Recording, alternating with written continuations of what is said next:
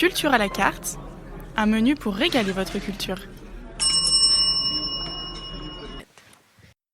Bonjour à toutes et à tous, on se retrouve aujourd'hui dans un casse-croûte avec Culture à la carte pour vous parler d'une œuvre et plus particulièrement d'une sculpture de seulement 64 cm de hauteur qui se trouve dans les collections permanentes du musée Rodin à Paris, un musée qui est consacré aux sculpteurs.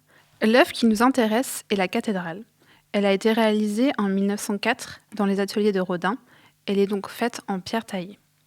Elle réunit deux mains droites dans un mouvement de torsade. C'est une sculpture un peu moins célèbre de Rodin. Donc, Auguste Rodin est un sculpteur de la seconde moitié du XIXe siècle. Il est connu donc, notamment pour sa réalisation de la Porte de l'Enfer de Dante, Les Bourgeois de Calais ou encore Le Penseur. Cette œuvre est produite dans les mêmes années que ses études de main. Il se fascine donc pour le corps et notamment les mains. Et vous pouvez retrouver en fait ses études dans son musée à Paris. La cathédrale est d'abord intitulée l'Arche d'Alliance avant de prendre son titre officiel. Donc c'est en fait en lien avec la publication de l'ouvrage Cathédrale de France, écrite par Rodin en 1914. Dans cet ouvrage, il se porte défenseur des cathédrales, souvent négligées avant une prise de conscience au XIXe siècle, notamment avec les restaurations de Viollet-le-Duc. En effet, la forme de ses mains entrelacées peut être similaire à une voûte d'ogive ou encore à des mains qui se rejoignent pour prier. Mais ces deux mains droites ne représentent aucune de ces deux hypothèses.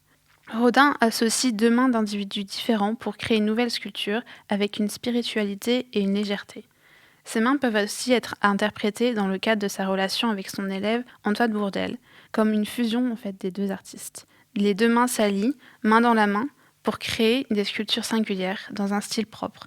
Ils arrivent donc en fait à se distinguer par leur figure, souvent sortant de la pierre. Ils donnent vie à la pierre.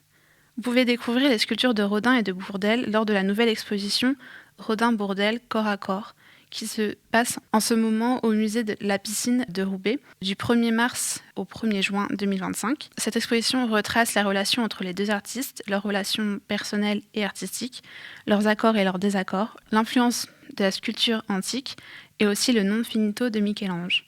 Elle rassemble plus de 170 œuvres des deux sculpteurs, mais aussi la postérité de l'influence de ces sculpteurs chez les artistes plus contemporains.